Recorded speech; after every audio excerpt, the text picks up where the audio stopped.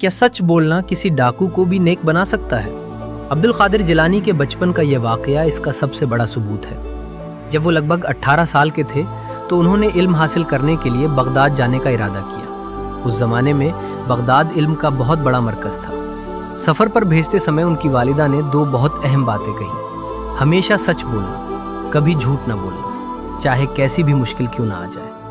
उन्होंने सफ़र के लिए 40 दिनार उनके कपड़ों में सिल दिए ताकि रास्ते में खर्च हो सके। जब काफिला जंगल के रास्ते जा रहा था तो अचानक डाकुओं के एक गिरोह ने काफिले को घेर लिया। वे लोगों का सामान लूटने लगे। एक डाकू हजरत अब्दुल कादिर जिलानी के पास आया और पूछा, तुम्हारे पास क्या है?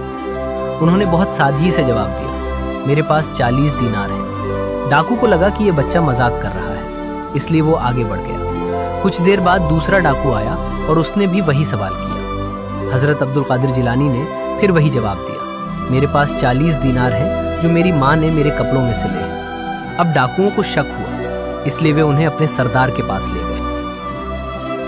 सरदार ने पूछा, तुमने हमें सच क्यों बताया? अगर झूठ बोलते तो हम तुम्हें छोड़ देते।